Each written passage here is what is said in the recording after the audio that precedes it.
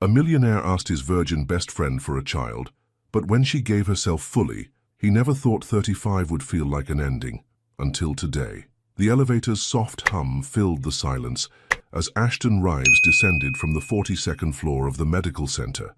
His fingers absently straightened his navy tie, a nervous habit he'd developed in boardrooms, now surfacing in a place where money couldn't buy the answers he wanted to hear. 6 months, maybe less, Dr. Langston had said, sliding the test results across the mahogany desk like a business proposal gone wrong. The hormonal imbalance is progressing faster than we anticipated.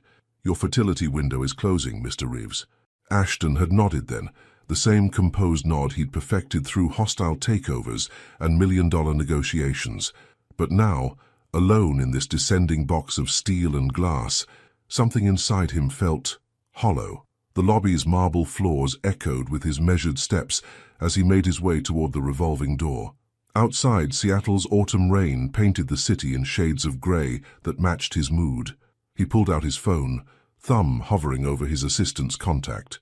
Cancel the Portland meeting. Reschedule the investor call. Instead, he found himself dialing a different number, one he'd memorized at 17 and never forgotten. Leora. Her voice came through warm and slightly breathless, probably rushing between the library stacks. Ash? You sound different. What's wrong? 20 years of friendship had taught her to read the spaces between his words. She'd always been able to do that, see through the walls he'd built so carefully around himself. Can we meet? Tonight? He paused, watching the rain streak down the floor-to-ceiling windows of his building's lobby. I need to talk to someone who actually knows me. A brief silence, then her gentle laugh, the same one that had gotten him through his father's funeral, his first business failure, and countless nights when success felt lonelier than failure ever had. Of course, the usual place? Benedetto's Cafe, their spot since college. Tucked away in Capitol Hill, where the coffee was strong and the conversations were real. Where Ashton Reeves' hotel mogul could just be Ash, the kid who'd shared his lunch money with a quiet girl who always brought books instead of friends. 3 hours later, Ashton sat in their corner booth watching Leora navigate through the evening crowd. She moved with that particular grace of hers, unhurried, thoughtful, as if she were reading the room like one of her beloved novels. Her dark skin glowed under the cafe's warm lighting, and her natural hair was pulled back in a style that somehow looked both professional and effortlessly beautiful. She slid into the seat across from him, her brown eyes immediately searching his face. You look like you've seen a ghost. Maybe I have. He wrapped his hands around his coffee mug, drawing warmth from the ceramic. How do you ask someone to give you something they can't get back? Leora tilted her head, that familiar crease appearing between her eyebrows. What are you talking about, Ash? He took a breath that felt like diving off a cliff. I'm losing time, Leora.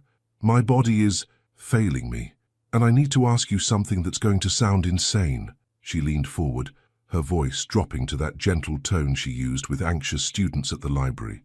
Try me. I want a child. The words came out raw, unpolished, but not with a stranger, not through some clinical process with donors and contracts. I want... He met her eyes, seeing his own vulnerability reflected there. I want it to be with someone who matters, someone who knows that beneath all this success I'm still just the scared kid who couldn't save his dad. Leora's hand moved slightly toward his on the table, then stopped. Ash, I know how it sounds. I know what I'm asking. His voice cracked slightly, years of emotional control finally showing fractures. But you're the only person who's ever looked at me and seen something worth saving.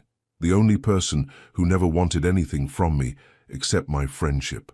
The cafe hummed around them, other people's conversations, the hiss of the espresso machine, the gentle clink of cups on saucers, normal life continuing while theirs balanced on the edge of something irrevocable.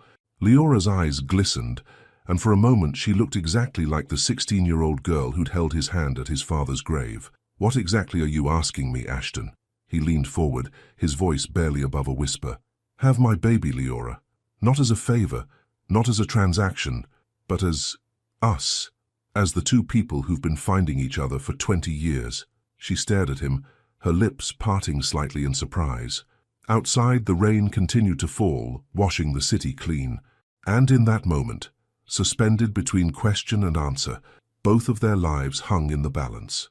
Because some requests change everything, and there's no going back. Some silences hold more weight than words ever could.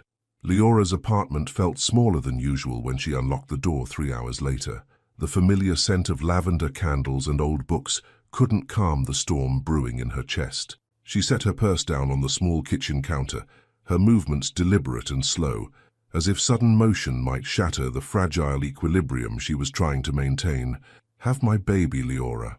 Ashton's words echoed in her mind as she moved through her evening routine. She filled the kettle, selected chamomile tea from the wooden box her grandmother had given her, and waited for the water to boil. But her hands trembled slightly as she reached for her favorite mug, the one with the faded quote from Maya Angelou that read, "There is no greater agony than bearing an untold story inside you." The irony wasn't lost on her. She'd left him sitting in that cafe booth, his question hanging between them like a bridge neither of them knew how to cross. "I need time to think," she'd whispered, and he'd nodded, that same understanding nod he'd given her when she'd needed space after her mother's death, when she'd struggled through her master's program, when anxiety had kept her awake for weeks. "He's always been patient with me," she thought, sinking into her reading chair by the window. Outside, the city lights blurred through the rain-streaked glass, creating abstract patterns that reminded her of the impressionist paintings in the art books she'd loved as a child. Her phone buzzed on the side table. A text from Ashton. "Take all the time you need, I'm not going anywhere." Such simple words, but they carried the weight of 20 years. She remembered the first time he'd said something similar. They were 17, and she'd been crying in the school library because Marcus Whitmore had asked her to prom as a joke. Ashton had found her there, had sat beside her without saying a word until she was ready to talk. "I'm not going anywhere," he'd said then too. And he hadn't. Through college, through her parents' divorce, through her father's struggle with alcoholism, through her decision to remain a virgin, while her friends moved through relationships like changing seasons, through the quiet battles with anxiety that sometimes left her breathless in grocery store aisles or frozen in crowded spaces. Ashton had been the constant, the safe harbor, the friend who never judged, never pushed, never expected her to be anything other than exactly who she was. But this is different, she thought, pressing her palm against her chest where her heart hammered against her ribs. This changes everything. She pulled out her laptop and opened a new document, her fingers hovering over the keyboard. Writing had always been her way of processing thoughts too big for her mind to hold alone. What he's asking for isn't just a baby. It's my body, my heart, my future. The cursor blinked at her, patient and persistent. But maybe it's also what I've been waiting for without knowing it. The thought surprised her. She'd never been the type to dream of marriage and babies, not like her sister Cassidy, who'd been planning her wedding since she was 12. Leora had always been content with her books, her students, her small but meaningful life. She'd told herself that solitude was a choice, not a consolation prize. But sitting here now, imagining what it would mean to carry Ashton's child, she felt something she hadn't expected, a flutter of longing so profound it made her breath catch. She'd never been with anyone, because she'd never found someone who made her feel safe enough to be vulnerable, someone who saw her anxiety not as a flaw to be fixed, but as a part of her to be understood, someone who didn't try to change her, but who loved her exactly as she was. Someone like Ashton. "Have my baby, Leora." The words took on a different meaning now, not just a request for a biological function, but an invitation into something deeper, something that terrified and exhilarated her in equal measure. Her phone rang, jolting her from her thoughts. Cassidy's name appeared on the screen, and Leora almost didn't answer. Her sister had an uncanny ability to sense when Leora was wrestling with something important. "Hey, Cass, you sound weird. What's wrong?" Leora closed her eyes. "Nothing's wrong. I'm just thinking." "About what?" "And don't say nothing, because I can hear that brain of yours spinning from here." Leora found herself smiling despite everything. What if someone asked you to do something that scared you, but also felt like maybe it was what you'd been waiting for your whole life without knowing it? Cassidy was quiet for a moment. "That's oddly specific, Lee. What's going on?" "I can't tell you yet, but what would you do?"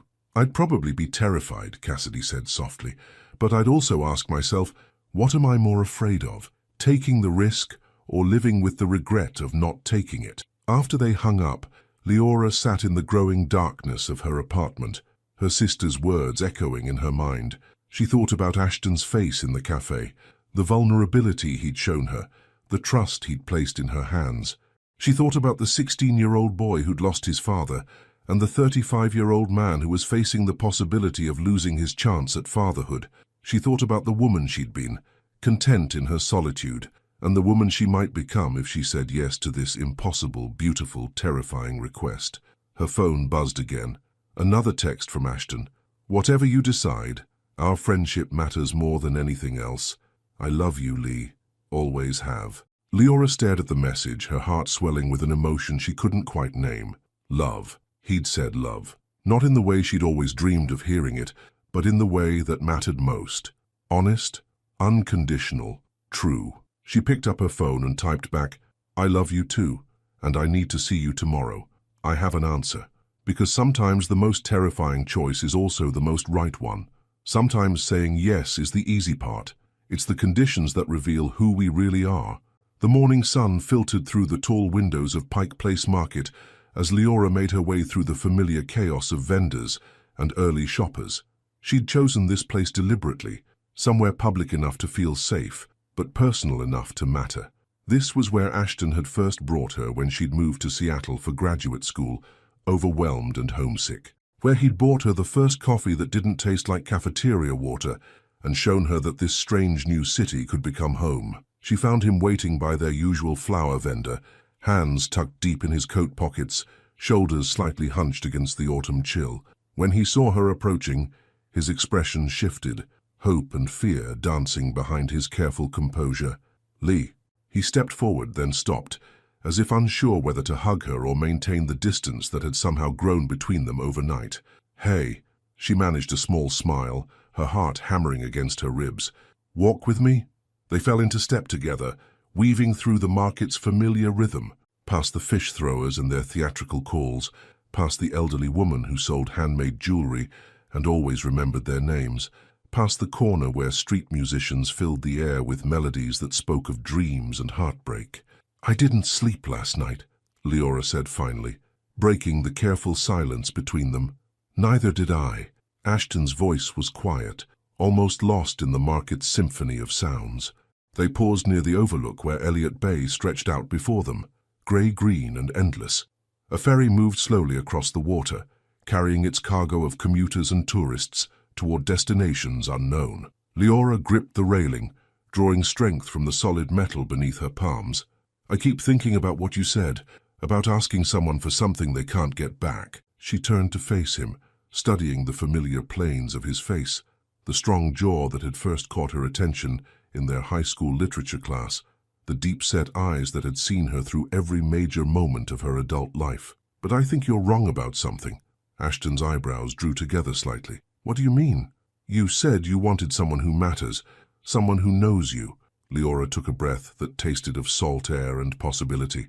"But I don't think you understand what you're really asking for, what it would mean, what it would change."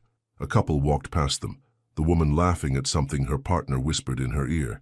Normal people living normal lives, unburdened by impossible requests and life-altering decisions.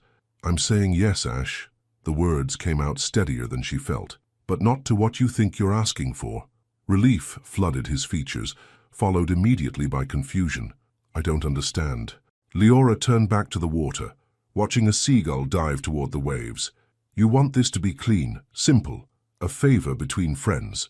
But that's not what you're asking for, and it's not what I'm offering." She could feel him waiting, patient as always, letting her find her words in her own time. "If I do this, if I carry your child, it won't be some clinical arrangement. It won't be me doing you a favor and then going back to our regularly scheduled friendship." Her voice grew stronger, more certain. "It will be me giving you everything, my body, my heart, my future. And you need to understand that before you say yes to my yes." Ashton was quiet for a long moment, his hands still buried in his pockets. When he spoke, his voice was barely audible above the market noise. "What are you saying, Lee?" "I'm saying that if we do this, we do it with truth, complete truth." She faced him fully now, her brown eyes meeting his with an intensity that made him step back slightly. "No pretending it's just biology. No acting like it won't change us.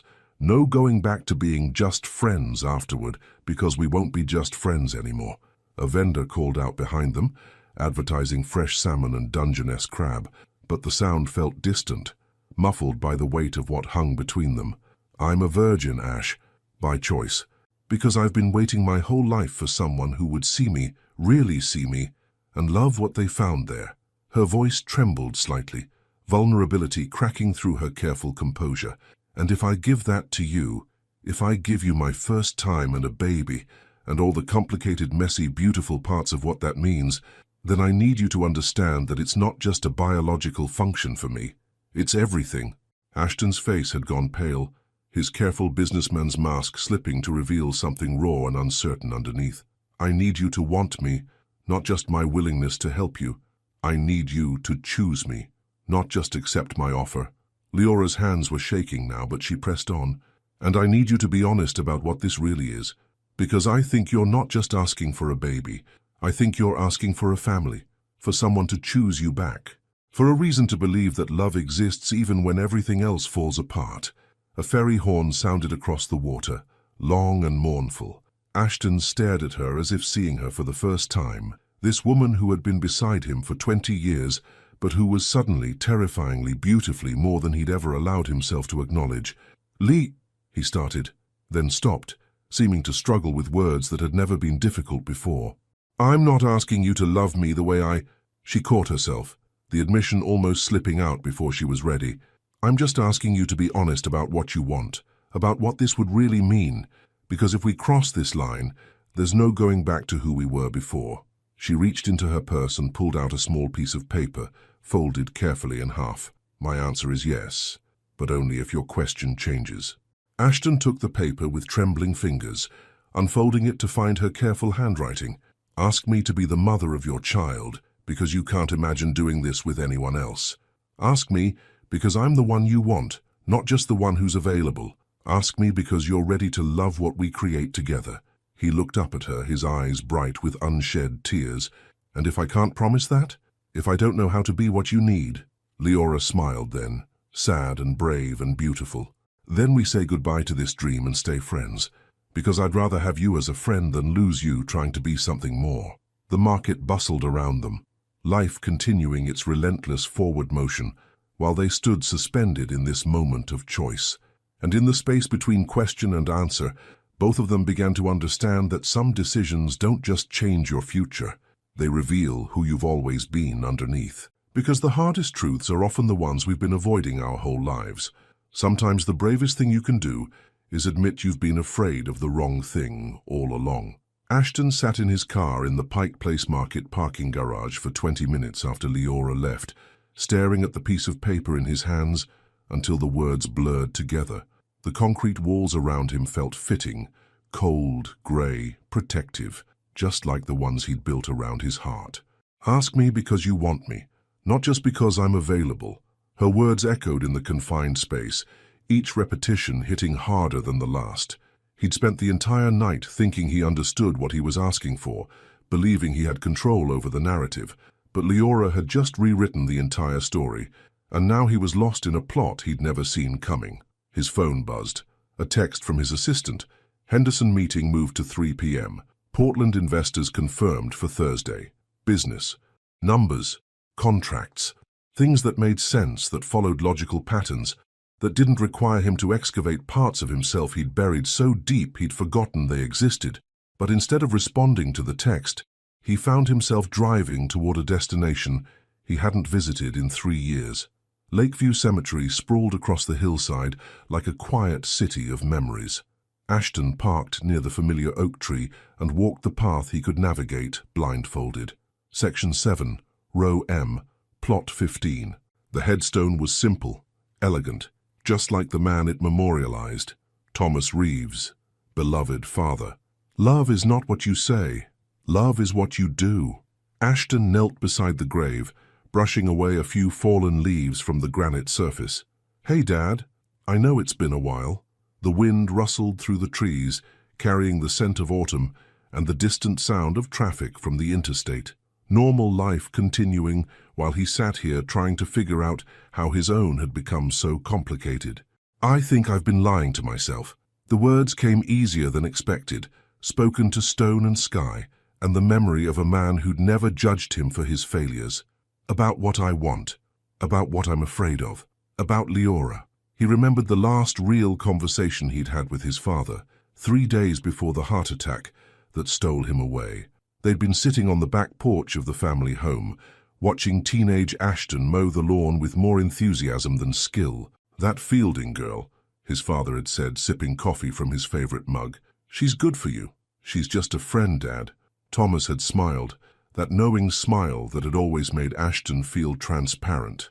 Son, the best marriages start with friendship, and the worst ones start with everything else. We're 17, nobody gets married at 17. No, his father had agreed, but someday you'll be 27, then 37.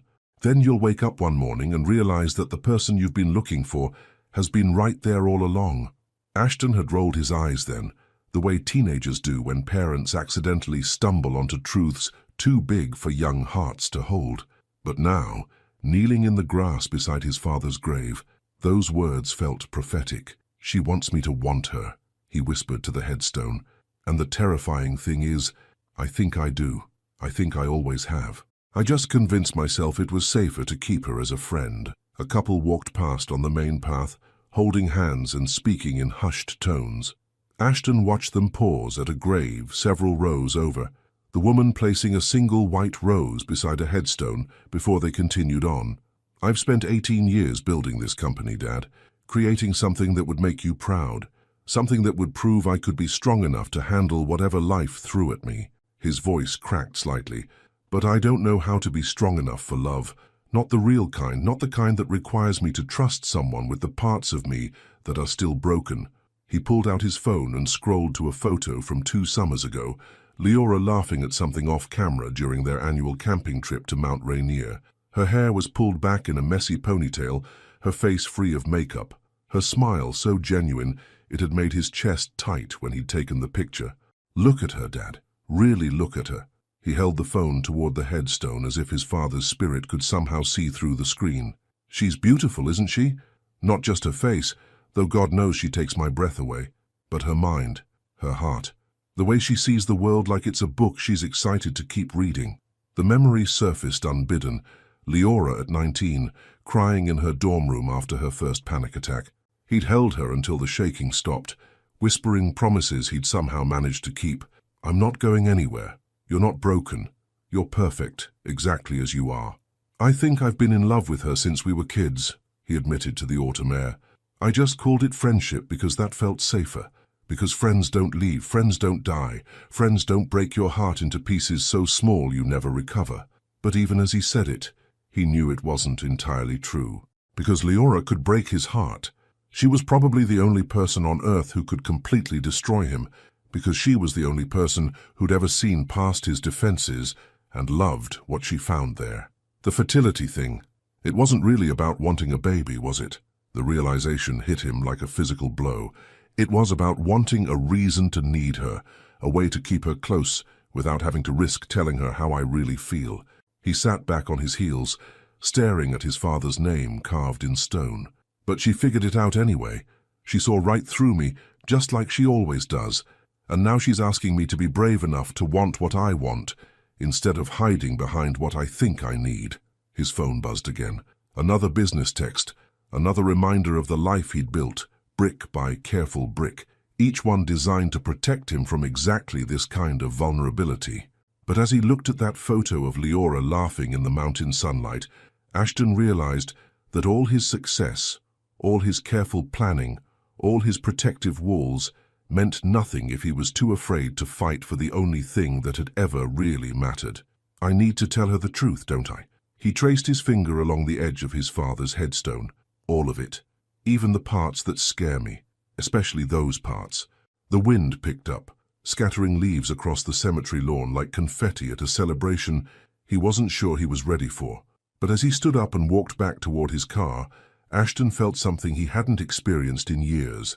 The terrifying, exhilarating possibility that love might be worth the risk after all.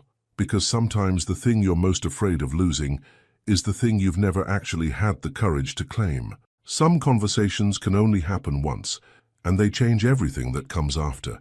Leora was reorganizing the children's section when she heard the familiar chime of the library's front door.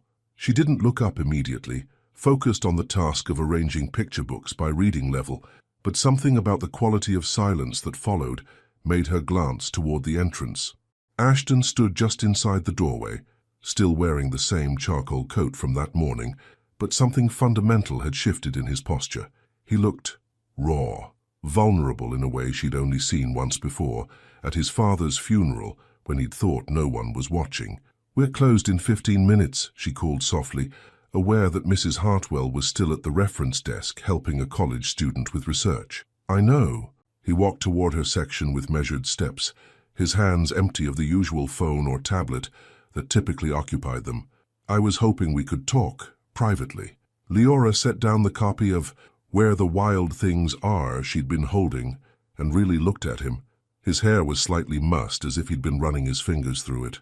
His eyes held an intensity she hadn't seen since the night his hotel chain's first property had opened to rave reviews, a mixture of terror and determination that meant he was about to take a leap he couldn't take back.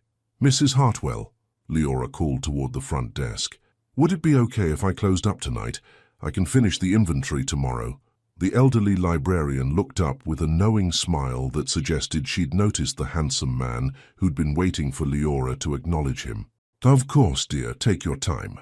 Within minutes they were alone among the towering shelves and the comfortable silence that libraries seemed to cultivate like a living thing. Ashton followed Leora to her favorite alcove near the back, a small reading area with 2 armchairs and a window that overlooked the school's courtyard. "You went to see him, didn't you?" Leora settled into her chair, tucking one leg beneath her. "Your dad?" Ashton paused in the act of sitting down. "How did you get this look? Like you've been having a conversation with someone who can't talk back, but somehow still gave you the answers you needed." She studied his face with the careful attention she usually reserved for her favorite novels. "It's the same look you had after you decided to expand the hotels to Portland, and when you finally stopped blaming yourself for not being there when he died." He sank into the opposite chair, shaking his head with something that might have been amazement. 20 years and you still see things I don't even realize I'm showing. That's what happens when you pay attention to someone." The words came out gentler than she'd intended, carrying more weight than simple observation. "So what did he tell you?" "Your dad." Ashton was quiet for a long moment, his gaze fixed on something beyond the window, where the last of the autumn light was fading into dusk. When he spoke, his voice was barely above a whisper, "that I've been lying to myself about what I want, about what I'm afraid of." He looked at her directly then, and she saw something in his eyes that made her breath catch. "About you." The library's heating system hummed quietly in the background, a steady rhythm that seemed to match the sudden acceleration of her heartbeat. "Leora, I need to tell you something, and I need you to let me get through it before you respond. Because if I stop, I might not have the courage to start again." She nodded, folding her hands in her lap to keep them from shaking. "I didn't ask you to have my baby because you're convenient or available, or because we're friends, and it would be uncomplicated." He leaned forward, his elbows resting on his knees. "I asked you because the thought of creating a life with anyone else feels impossible. Because when I imagine a child, I see your eyes, and your kindness, and your strength. Because the idea of facing parenthood without you, without your wisdom and your patience and your beautiful heart, terrifies me more than never being a father at all." Leora's eyes filled with tears, but she remained silent, letting him find his way through words that seemed to be costing him everything. "I think I've been in love with you since we were 17 years old, sitting in AP English, arguing about whether Elizabeth Bennet was too good for Mr. Darcy." A small smile tugged at the corner of his mouth. "You said that real love wasn't about finding someone perfect, but about finding someone whose imperfections fit with yours like puzzle pieces. And I remember thinking that I wanted to spend my whole life figuring out how we might fit together." A tear slipped down her cheek, but she didn't move to wipe it away. "But I was scared. Scared that if I told you how I felt and you didn't feel the same way, I'd lose the most important person in my life. Scared that if you did feel the same way and something went wrong, I'd lose you anyway. So I convinced myself that friendship was enough, that wanting more was greedy." He stood up suddenly, pacing to the window and back, his nervous energy filling the small space. The fertility diagnosis. It wasn't really about wanting a baby. Not at first.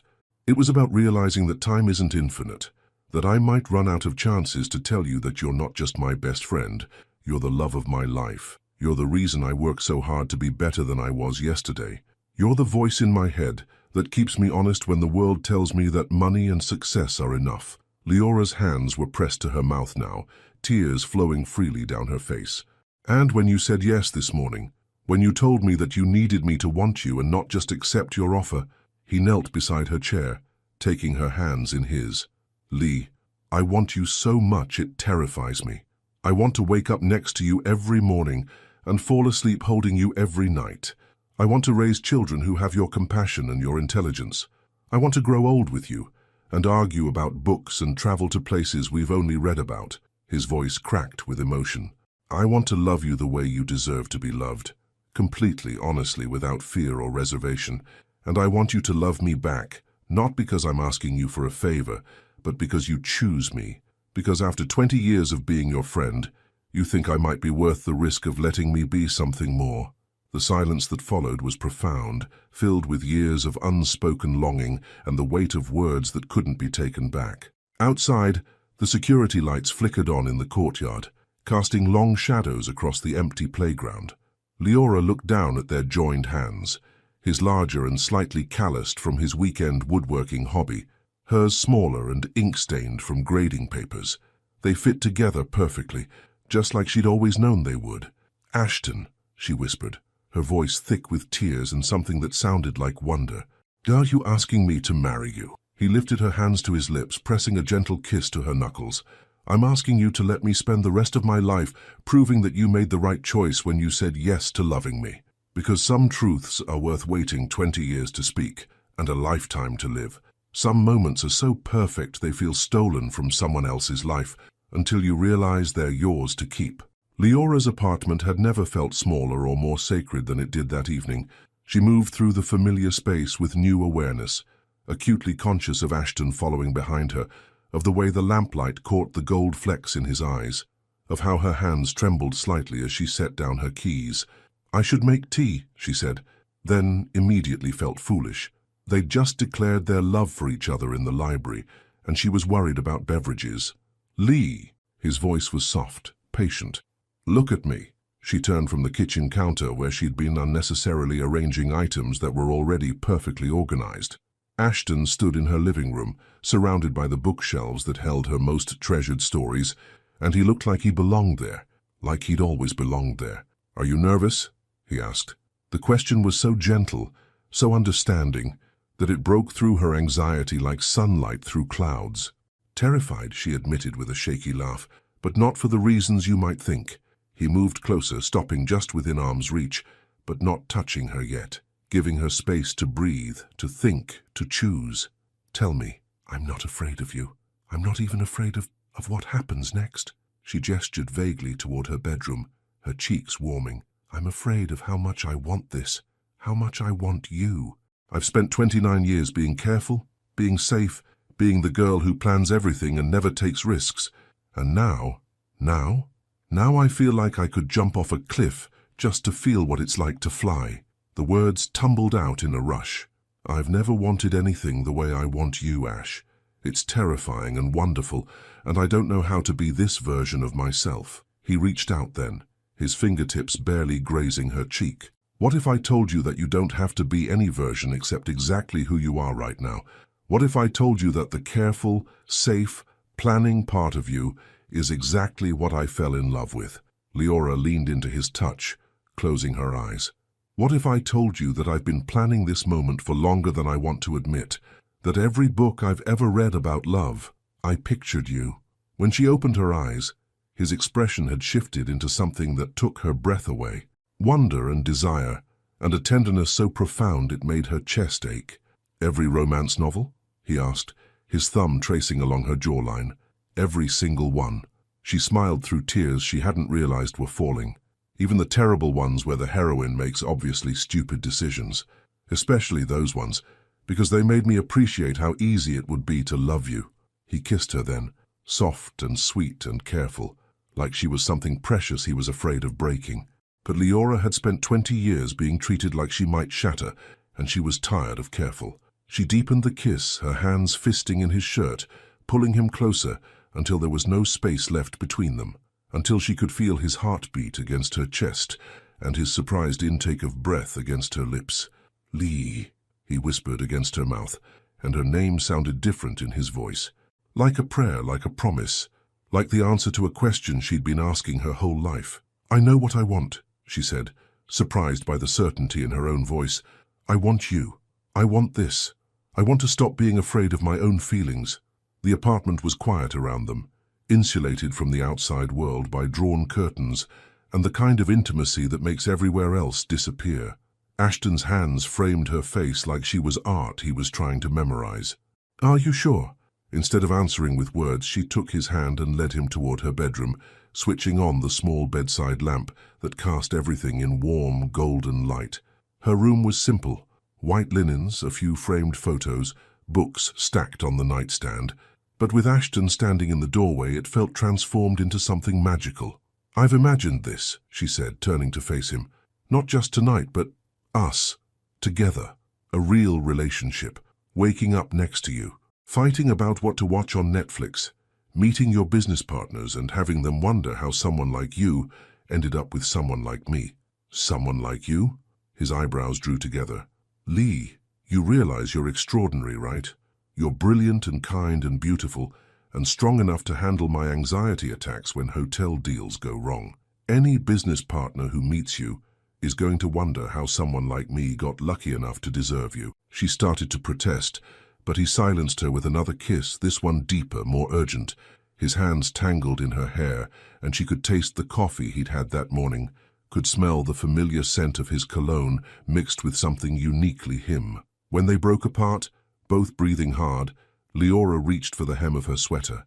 Her movements were deliberate, unhurried, her eyes never leaving his face as she pulled the soft fabric over her head and let it fall to the floor. Ashton's gaze was reverent, worshipful. "God, Lee, you're so beautiful. You don't have to say that. I'm not saying it because I have to." His voice was rough with emotion. "I'm saying it because it's true, because I've been trying not to notice how beautiful you are for 20 years, and tonight I finally get to tell you." She reached for him then, her fingers working at the buttons of his shirt with a confidence that surprised them both. Each piece of clothing that fell away felt like shedding old skin, old fears, old versions of themselves that had been too afraid to want what they wanted. When they finally came together, skin against skin, heart against heart, it was with a tenderness that made Leora understand why she'd waited, why every other possibility had felt wrong, why her body had known, even when her mind hadn't, that this was what love was supposed to feel like. "I love you," Ashton whispered against her throat, and the words vibrated through her like music. "I love you so much, Lee." "I love you too," she whispered back, and felt something inside her chest expand and settle, like a missing piece finally clicking into place. Outside, Seattle continued its nightly rhythm. Cars passing on the street below, the distant sound of a train, the quiet hum of a city that never quite sleeps. But inside Leora's bedroom, time seemed suspended, holding them in a moment that felt both inevitable and miraculous. Later, much later, when they lay tangled together in sheets that smelled like lavender and new possibilities, Leora traced patterns on Ashton's chest and wondered how it was possible to feel so complete. "What are you thinking about?" he asked, his fingers combing through her hair. "How this feels like the beginning of everything," she murmured against his skin. "Like our whole lives were just the prologue, and the real story starts now." He tightened his arms around her, pressing a kiss to the top of her head. "I like that story." "Good," she said, smiling in the darkness, "because it's ours to write. And sometimes the most beautiful chapters are the ones that begin with two people finally brave enough to love each other exactly as they are. Sometimes the morning after feels like waking up in someone else's life, until you realize it's the life you've always wanted." Leora woke to the unfamiliar weight of an arm across her waist and the sound of steady breathing that wasn't her own. For a moment, caught in the hazy space between sleep and consciousness, she couldn't place where she was. Then Ashton shifted beside her, his hand finding hers beneath the covers, and the events of the previous night came flooding back like sunlight through parted curtains. She turned carefully, not wanting to wake him, and studied his face in the early morning light filtering through her bedroom window. Asleep, he looked younger somehow, the careful lines of stress and responsibility smoothed away. His dark hair was mussed against her pillow, and there was something achingly intimate about seeing him this vulnerable, this unguarded. This is real, she thought, the reality of it hitting her with surprising force. Ashton Reeves is in my bed. We made love. He told me he's been in love with me for 20 years. The magnitude of what had changed between them should have been overwhelming, but instead, Leora felt a deep sense of rightness, as if her life had finally clicked into focus after years of being slightly blurred around the edges. Her phone buzzed on the nightstand. A text from Cassidy. "Coffee later? Need to hear about this mysterious life decision you're wrestling with." Leora smiled, imagining her sister's face when she told her the news. Cassidy had been predicting this outcome since college, insisting that the way Ashton looked at her was not platonically. Nobody looks at their friend like they want to memorize their face. "What's making you smile like that?" Ashton's voice was rough with sleep, and when she looked down, his eyes were open, watching her with an expression so tender it made her heart skip. "My sister. She's going to be insufferable when I tell her she was right about us." "Right about what?" "That you were in love with me and too stubborn to admit it." Leora traced her finger along his jawline, marveling at her newfound freedom to touch him this way. "She's been saying it for years." Ashton caught her hand and brought it to his lips, pressing a soft kiss to her palm. "Smart woman. I should probably thank her for not giving up on me." "Don't encourage her. She already thinks she's psychic when it comes to romance." They lay in comfortable silence for a few minutes, hands intertwined, both adjusting to this new reality. Leora found herself cataloguing small details, the way Ashton's thumb traced circles on her wrist, how his presence made her usually anxious, morning thoughts quiet and still, the fact that waking up beside him felt more natural than 20 years of waking up alone. "Lee?" His voice carried a note of uncertainty that made her look at him more closely. "What is it?" "Last night it was everything I dreamed it could be. More than I dreamed." He paused, seeming to gather courage. "But I need you to know that this isn't just about the baby anymore. Even if it doesn't happen right away, or if it never happens. I want this. Us. I want to build a life with you regardless." Leora felt tears prick her eyes at the sincerity in his voice. "Ash, do you think I would have slept with you if I thought this was just about fulfilling some agreement? Last night wasn't about making a baby. It was about making love. There's a difference." Relief flooded his features. "I just needed to be sure you knew, that you understood this is real for me. It's real for me too." She leaned down and kissed him softly. "Which is why we need to talk about what happens next. The practical stuff." Ashton groaned and pulled a pillow over his face. "Can't we stay in bed and pretend the practical stuff doesn't exist?" "We could," Leora agreed, tugging the pillow away from him. "But then my sister will show up here in approximately 3 hours, wondering why I missed our coffee date, and I'm not ready to explain why there's a strange man's car in my parking space." "Strange man?" Ashton raised an eyebrow. "I've been in your life for 20 years. I think that disqualifies me from strange." "Fine. Why there's a devastatingly handsome hotel mogul in my bed who I'm secretly in love with." "Secretly?" He sat up, his hair sticking up at impossible angles. "I thought we were past secrets." Leora laughed, reaching up to smooth his hair down. "You know what I mean. We need to figure out how to tell people how to navigate this change. Whether you're going to keep your apartment or if we're going to move in together." The question hung in the air between them, loaded with possibility and the weight of decisions that would reshape both their lives. "I mean, eventually. Maybe, if you want to." Leora felt heat creep up her neck. "God, I sound like I'm 17. You sound like someone who's trying to figure out how to blend 2 separate lives into one shared one." Ashton took her hands, his expression serious. "And for the record, yes, I want to move in together. I want to wake up next to you every morning and fall asleep holding you every night. I want our books mixed together on the same shelves and our coffee mugs in the same dishwasher. Your apartment is probably 3 times the size of mine, so we'll live in my apartment, or we'll find a new place together, or we'll buy a house with a big yard for the kids we might have someday." He shrugged, as if these weren't monumental life decisions. The details don't matter as much as the fact that we want the same thing. Leora stared at him, amazed by his certainty. How are you so calm about this? 12 hours ago we were friends, and now you're talking about buying houses together. Lee, 12 hours ago I was a man who'd been in love with his best friend for 20 years and was too afraid to do anything about it. Now I'm a man who gets to love her openly. The only thing that's changed is that I don't have to hide it anymore. A car door slammed outside, followed by the sound of footsteps on the stairs leading to her apartment. Leora's eyes widened in recognition of the particular rhythm of those footsteps. Oh no, oh no, no, no. She scrambled out of bed, grabbing her robe from the hook behind the door. That's Cassidy, she has a key, she's coming up here. Ashton sat up straighter, suddenly alert. Your sister is here? Now? She probably got worried when I didn't answer her text. Leora was frantically trying to make the bed look less obviously slept in by two people. Quick, get dressed, act natural. Natural? Ashton was already reaching for his scattered clothes. Lee, there's no version of natural that explains why I'm here at 7 in the morning wearing yesterday's clothes. The sound of a key in the front door lock made them both freeze. Leora, you better not be dead in there because I brought pastries and I'm not eating them alone. Cassidy's voice carried through the apartment, getting closer. Leora looked at Ashton, who was hopping on one foot trying to get his pants on, and started laughing.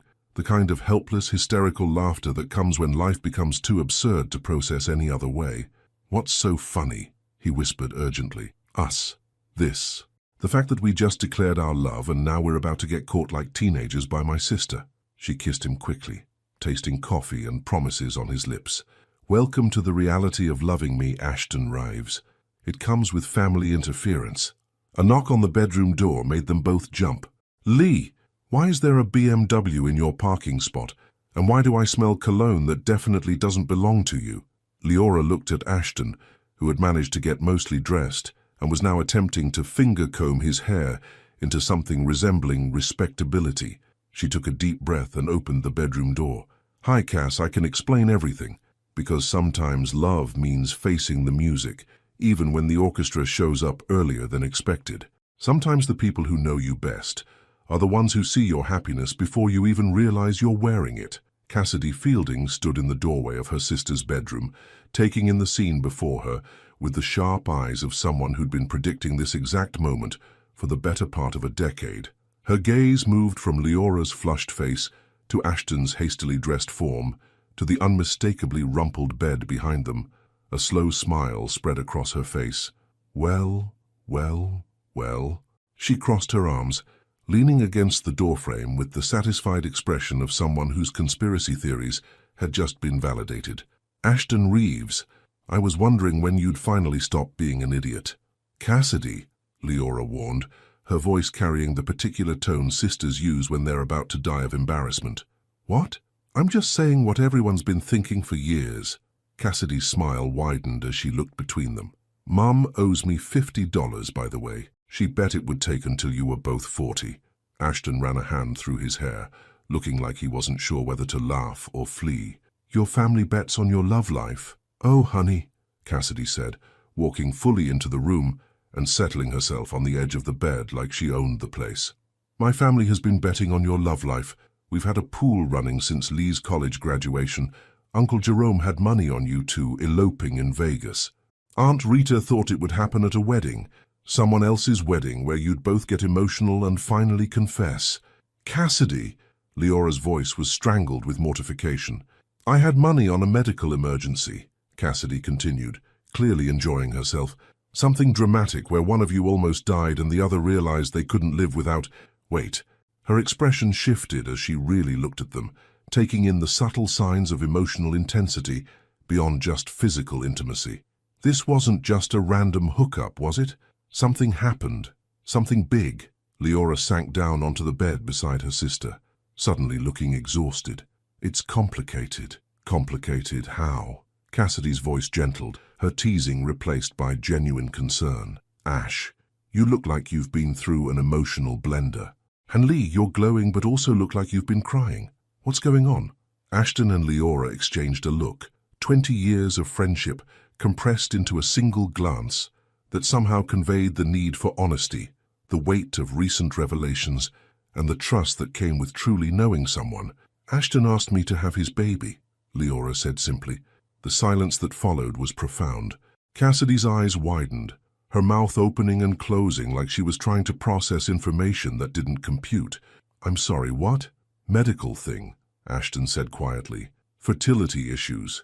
I might not have much time left to have children, and Lee is the only person I trust enough to ask. And you said yes? Cassidy turned to her sister, her voice climbing toward the upper registers of disbelief. I said yes, but with conditions. Leora's cheeks were pink, but her voice was steady. I told him that if we were going to do this, it had to be real. No clinical procedures, no emotional detachment. If I was going to give him a baby, he had to want me, not just accept my offer. Cassidy stared at them both for a long moment, then started laughing. Not the gentle laughter of amusement, but the helpless, slightly hysterical laughter of someone whose mind has just been completely blown. Oh my God, Lee. You basically forced him to confess that he's in love with you by agreeing to have his baby. That's either the most romantic thing I've ever heard, or the most manipulative, and I honestly can't decide which. It wasn't manipulation, Ashton said, his voice firm. She was right. I was hiding behind the baby thing because I was too afraid to tell her how I really felt. She just called me on it. And how do you really feel? Cassidy asked, her expression shifting into protective older sister mode. Ashton looked at Leora, his expression so tender it made Cassidy's chest tight. I'm in love with her. I've been in love with her since we were kids. She's the best person I know, and I want to spend the rest of my life trying to deserve her. Good answer. Cassidy nodded approvingly. Lee, how are you feeling about all this?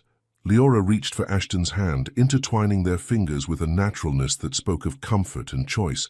Like I've been waiting my whole life for him to see me the way he looked at me last night. Like everything that happened before was just preparation for this. And the baby thing? We'll see what happens, Leora said softly. But even if it doesn't happen right away, or ever, we want to be together. The baby was just the catalyst that made us both brave enough to admit what we wanted. Cassidy was quiet for a moment, studying their joined hands, the way they unconsciously leaned toward each other, the soft happiness that seemed to radiate from both of them despite the complexity of their situation. You know what's funny? She said finally. I always thought when this moment came, I'd want to give you both a hard time. Make Ashton sweat a little. Make sure he knew how precious Lee is. Do the whole protective sister thing. And now? Ashton asked. Now I'm looking at my sister, and she's glowing in a way I've never seen before. She looks complete, like she's finally exactly where she's supposed to be. Cassidy smiled, tears gathering in her eyes. And you, Ashton Rives, look like someone just handed you the keys to paradise, and you can't quite believe you get to keep them. She stood up, smoothing down her jacket with sudden briskness.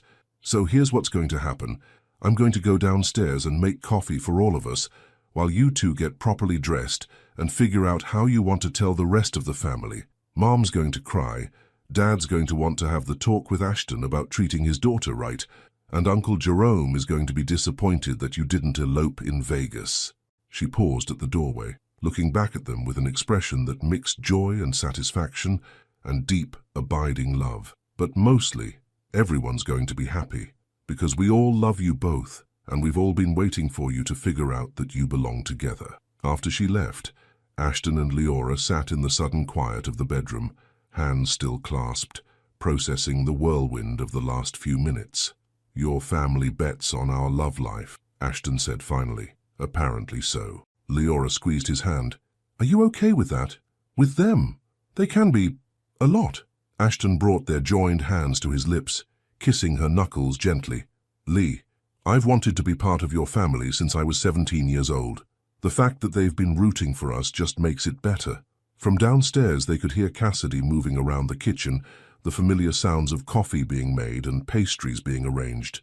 Normal morning sounds that somehow felt different now, weighted with the promise of new traditions, new routines, new ways of being together. Ready to go, face the music? Leora asked. With you, I'm ready for anything, because sometimes the best love stories aren't just about two people falling for each other, they're about two people finding their way home. Sometimes the most life-changing moments come disguised as ordinary Tuesday mornings. 3 weeks later, Leora stood in the pharmacy aisle at Walgreens, staring at an array of pregnancy tests with the same intensity she usually reserved for selecting the perfect book for a struggling student. The fluorescent lights hummed overhead, and somewhere in the store a child was having a meltdown about candy, while their parent negotiated in increasingly desperate tones. Normal life continuing around her, while she held the possibility of everything changing in her hands. Her period was 5 days late. 5 days wasn't necessarily significant. Stress could cause delays, and God knew the last month had been emotionally intense enough to throw off anyone's cycle. She and Ashton had been living in a bubble of newfound love, splitting time between his downtown apartment and her cozy place, learning the rhythm of being together in ways that went beyond friendship. But 5 days was also long enough to hope. She grabbed 2 different brands of tests, better to be thorough, and made her way to the checkout counter, trying to look casual, as if buying pregnancy tests was something she did all the time, as if her heart wasn't hammering against her ribs with each step. The teenage cashier barely glanced at her purchases, more interested in the text conversation happening on his phone than in her life-altering purchases. "Have a nice day," he mumbled, handing her the bag. "You too," she wanted to say. "And thank you for your complete disinterest in the fact that I might be about to find out if I'm carrying the baby of the man I've loved for 20 years. Instead, she just nodded and walked out into the crisp October afternoon. Back in her apartment, Leora set the bag on her kitchen counter and stared at it like it might explode. Ashton was in Portland for the day, handling some issue with the hotel's new restaurant, and she was grateful for the solitude. This felt like something she needed to do alone first, to process whatever the result might be before sharing it with him. Her phone buzzed. A text from Ashton. "Miss you. Meeting running long but should be home by dinner. Love you. Home." He'd started calling her apartment home, and every time he said it, something warm unfurled in her chest. They'd been talking about finding a place together, somewhere bigger, somewhere that belonged to both of them. But for now, her small space had become their sanctuary. She typed back, "Miss you too, safe travels, love you more." It was true. She did love him more with each passing day, in ways that surprised her with their depth and complexity. She loved the way he made coffee in the morning, humming unconsciously as he moved through her kitchen. She loved how he read over her shoulder when she was grading papers, occasionally offering gentle suggestions for her students. She loved the way he held her at night, like she was something precious he was afraid of losing. But mostly, she loved the way he looked at her now, without reservation, without the careful distance he'd maintained for 20 years, like she was exactly what he'd been searching for his whole life. The pregnancy tests felt heavier than they should when she finally picked up the bag and headed toward the bathroom. 2 pink lines. Leora sat on the edge of her bathtub, staring at the test in her hands, then at the second test she'd taken just to be sure. Both showed the same result, clear and unmistakable. Pregnant. She was pregnant with Ashton's baby. The magnitude of it hit her in waves. Joy, terror, excitement, anxiety, love so profound it made her chest ache, all of it swirling together into something too big for her small bathroom to contain. She was going to be a mother. Ashton was going to be a father. They were going to create a life together, a family born from friendship and love, and 20 years of growing toward this moment. Her hands shook as she set the tests on the counter and pulled out her phone. She started to dial Ashton's number, then stopped. This news deserved better than a phone call while he was stuck in a business meeting. It deserved a moment, a memory, something special they could look back on years from now when their child asked about the day they found out. Instead, she called Cassidy. "Lee, what's wrong? You sound weird. I need you to come over right now and bring champagne. The good stuff. Champagne. It's 2 in the afternoon on a Tuesday. Are you having some kind of breakdown?" Leora laughed, the sound somewhere between tears and hysteria. "The opposite, actually. But I can't tell you over the phone. I need you here. I'm leaving work now. 20 minutes. Cassidy made it in 15, probably breaking several traffic laws in the process. She burst through the front door with a bottle of Dom Perignon and an expression of barely contained curiosity. "Okay, spill. What's going on? Did Ashton propose? Did you win the lottery? She stopped mid-sentence, her gaze falling on the pregnancy tests, still sitting on the bathroom counter, visible through the open door. "Oh my God, Lee. Are you? Leora nodded, tears streaming down her face. I'm pregnant, Cass. I'm actually pregnant. Cassidy dropped the champagne bottle onto the couch and swept her sister into a hug so fierce it nearly knocked them both over. I'm going to be an aunt. Oh my God, I'm going to be the best aunt in the history of aunts. I'm going to spoil this baby so thoroughly you'll regret ever telling me. They cried together, laughing through the tears, holding each other in the way that only sisters can when life delivers something too beautiful to process alone. Have you told Ashton? Cassidy asked when they finally pulled apart. Not yet. He's in Portland. I want to tell him in person. Make it special. How are you going to do it? Leora wiped her eyes, a smile tugging at the corners of her mouth. I have an idea, but I'm going to need your help. That evening, Ashton came home to find his favorite takeout from the Thai place they'd discovered on their third official date waiting on the kitchen table, along with candles and the good wine glasses they usually saved for special occasions. This is nice, he said, kissing her hello with the easy affection that still made her heart skip. What's the occasion? Can't I do something nice for my boyfriend without a reason? You absolutely can. I'm just suspicious because you're practically vibrating with nervous energy. He studied her face with the attention of someone who'd been reading her expressions for 20 years. Lee, what's going on? Instead of answering, she handed him a small, wrapped box. I got you something. It's not my birthday. Just open it. Inside the box, nestled in tissue paper, was a small wooden picture frame. The photo inside showed the two pregnancy tests, side by side, with a handwritten note beneath them. Our greatest adventure begins now. Ashton stared at the frame for a long moment, his face cycling through confusion, understanding, and finally, wonder so profound it transformed his entire expression. Lee, we're having a baby, Ash. The words came out in a rush of joy and tears. I'm pregnant. We're going to be parents. He set the frame down carefully, as if it were made of spun glass, then pulled her into his arms with a gentleness that spoke of reverence and awe. We're having a baby, he whispered against her hair, and she could hear the tears in his voice. God, Lee, we're really having a baby. They held each other in the flickering candlelight, surrounded by the smell of pad thai and the weight of a future suddenly bright with possibility.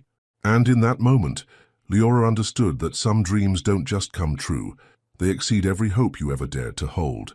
Because sometimes the most ordinary moments become extraordinary when they're shared with the person you love most in the world. Some moments are so perfect they feel like destiny, finally catching up with your dreams.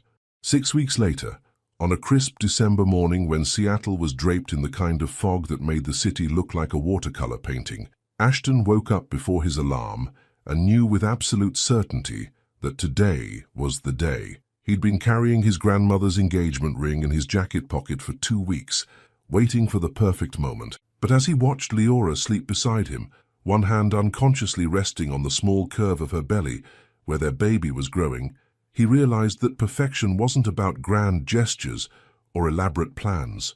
Perfection was this: morning light filtering through curtains, the woman he loved safe in his arms, and a future stretching ahead of them filled with possibilities he'd never dared to imagine.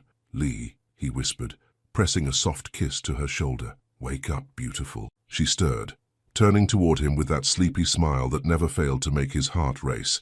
At 12 weeks pregnant, she was just beginning to show, and every day brought new wonder at the miracle they'd created together. Morning, she murmured, her voice still thick with sleep. What time is it? Early, but I have something I want to show you. If it involves leaving this bed, I'm not interested. Your baby is making me tired all the time.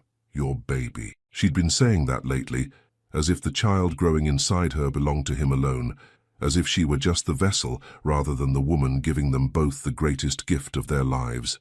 Our baby, he corrected gently, the way he always did.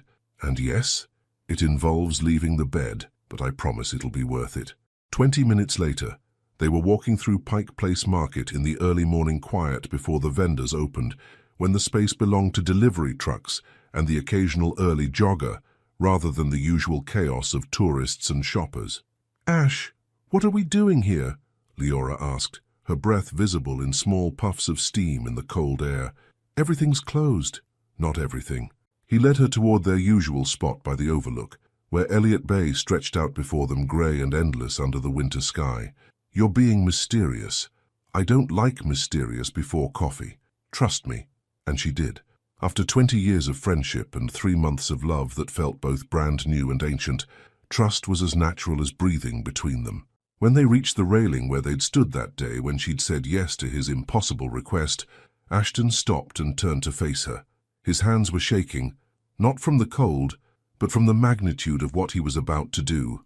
"Do you remember the first time we came here together?" he asked. "Of course. You were trying to make me feel better about moving to Seattle for grad school. I was homesick and overwhelmed, and you bought me coffee that didn't taste like dishwater and told me this city could become home if I let it. And was I right?" Leora looked around at the market beginning to wake up around them, at the city emerging from fog like something from a fairy tale, at the water reflecting the pale winter light. But mostly, she looked at him. "You were right about a lot of things." Ashton reached into his jacket pocket, his fingers closing around the small velvet box that had belonged to his grandmother, that had waited 60 years to find its way to the right woman. "I've been thinking about that conversation a lot lately, about home and what it means and how sometimes the thing you're looking for has been right in front of you all along." He dropped to one knee right there on the empty market plaza, pulling out the ring box as Leora's hand flew to her mouth in shock. "Leora Fielding, you've been my home since we were 17 years old. You've been my safe harbor, my conscience, my best friend, and now the love of my life. You're carrying our child, and every day I get to love you feels like a gift I don't deserve, but I'm grateful for anyway." Tears were streaming down her face now, and her free hand had moved to rest on her belly where their baby was growing. "I know we're doing everything backwards, baby first, proposal second. But I don't care about the order anymore. I just care about the promise, about choosing each other every single day for the rest of our lives." He opened the box, revealing a vintage Art Deco ring with a center diamond surrounded by smaller stones that caught the morning light like captured stars. "Will you marry me, Lee? Will you let me spend the rest of my life trying to be worthy of your love? Will you build a family with me and grow old with me and argue with me about books until we're 90?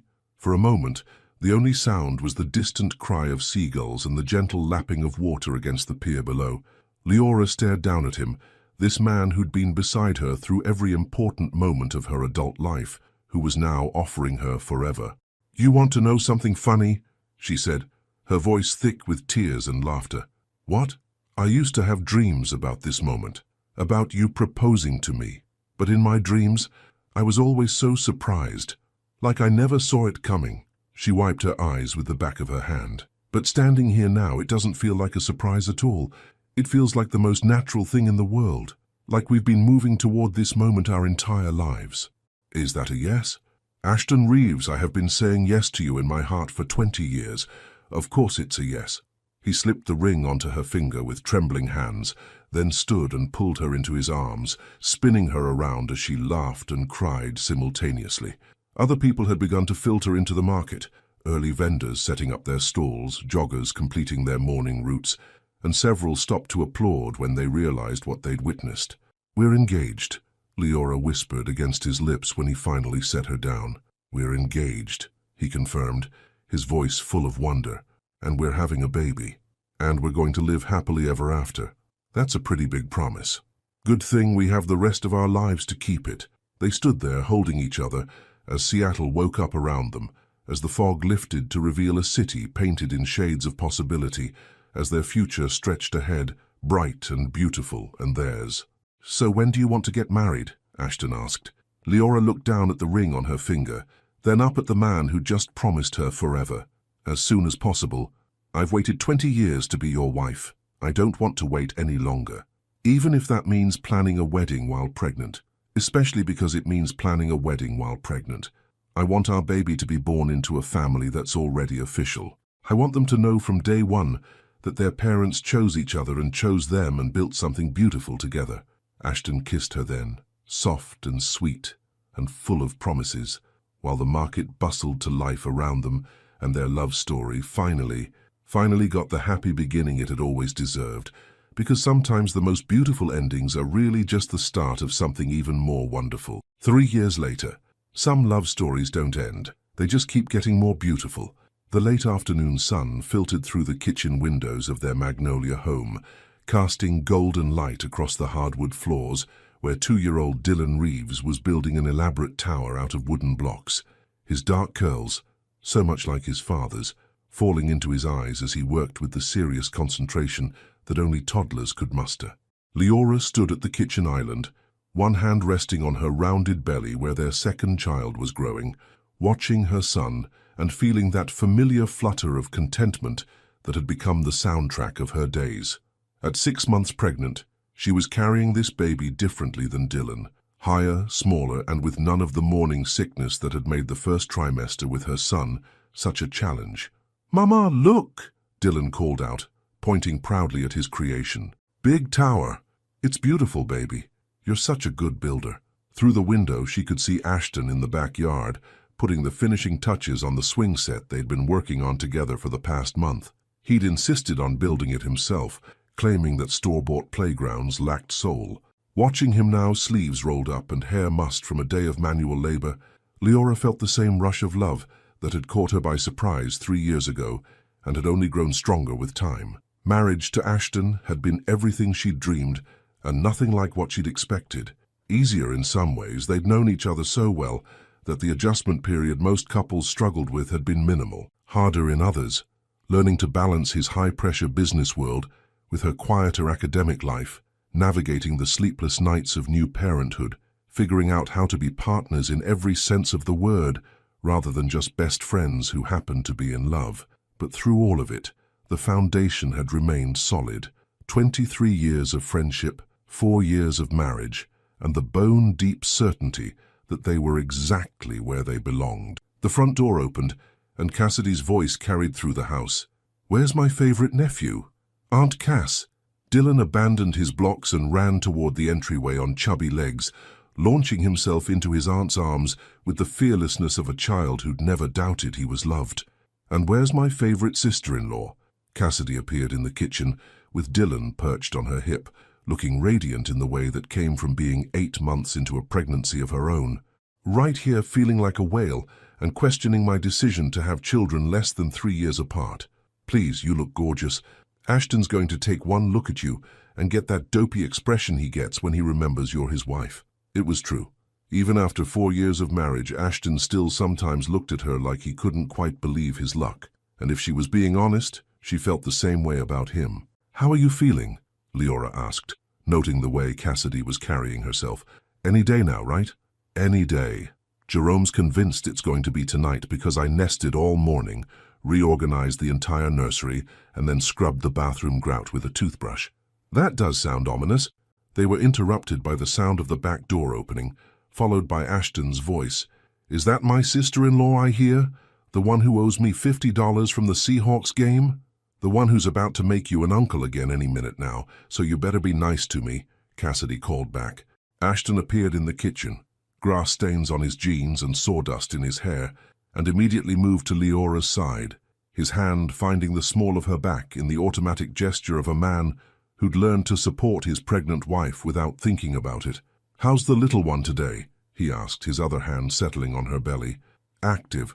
I think she's going to be a soccer player." "She?" Leora smiled, enjoying the surprise on his face. "Doctor, Martinez called this morning with the results from last week's ultrasound. We're having a daughter."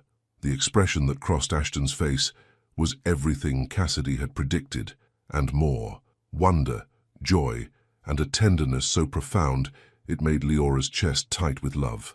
"A daughter," he repeated softly. "Dylan's going to have a little sister.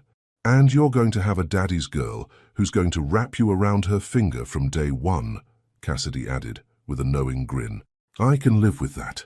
Later that evening, after Cassidy had gone home to wait for labor to begin and Dylan was asleep in his crib, Leora and Ashton sat on their back porch, watching the last light fade from the sky. The swing set stood completed in the yard, waiting for tomorrow's adventures, and the air was warm with the promise of summer. "Are you happy?"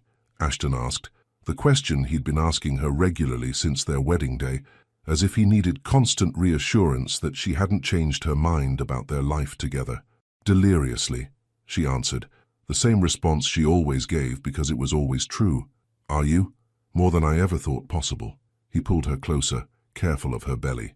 Sometimes I wake up and can't believe this is real. That you're my wife, that Dylan calls me daddy, that we're about to have another baby.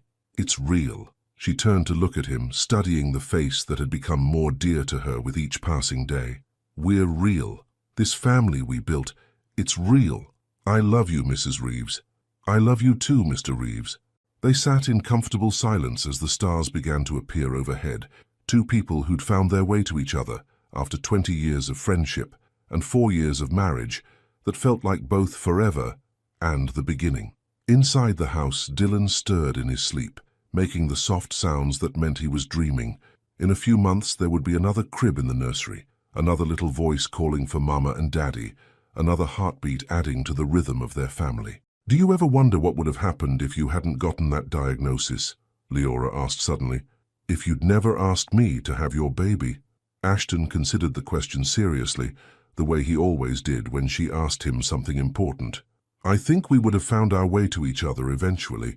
Maybe it would have taken longer. Maybe we would have had to lose each other first to realize what we had. But I don't think the universe would have let us miss each other forever. That's very romantic for a hotel mogul. I'm a romantic hotel mogul married to a librarian who believes in happy endings. It comes with the territory. Leora laughed, the sound carrying across their backyard and into the night air. Good point.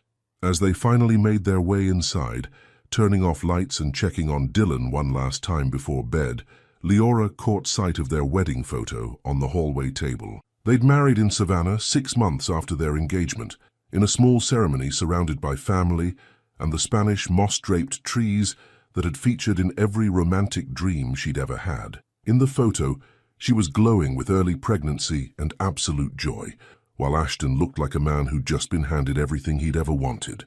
They were both laughing at something Cassidy had said from behind the photographer, and their happiness was so evident it practically radiated from the frame.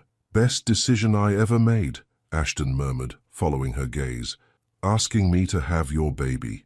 Asking you to marry me. The baby was just the excuse I needed to finally be brave enough to go after what I'd wanted all along. Later, lying in bed with Ashton's arm around her and their daughter moving gently beneath her ribs, Leora thought about the journey that had brought them to this moment. From friendship to love, from a desperate request to a lifetime commitment, from two people afraid of vulnerability to a family built on trust and hope, and the kind of love that only grew stronger with time. Some stories, she reflected drowsily, don't have endings. They just have new chapters, each one more beautiful than the last. And as sleep finally claimed her, surrounded by the sounds of the family they'd created together, Leora Reeves smiled and prepared to dream of all the chapters still to come. A final message to you. What strikes you most about this story? The way love can hide in plain sight for 20 years? The courage it takes to risk a friendship for something deeper? Or maybe how the most beautiful families are built not just on passion, but on genuine friendship and choosing each other every single day? Your participation in the channel is very important. Please leave your opinion in the comments. Thank you so much for watching until the end. If you enjoyed this story, don't forget to subscribe to the channel, leave a like and comment your thoughts. Your participation is very important to us. See you next time.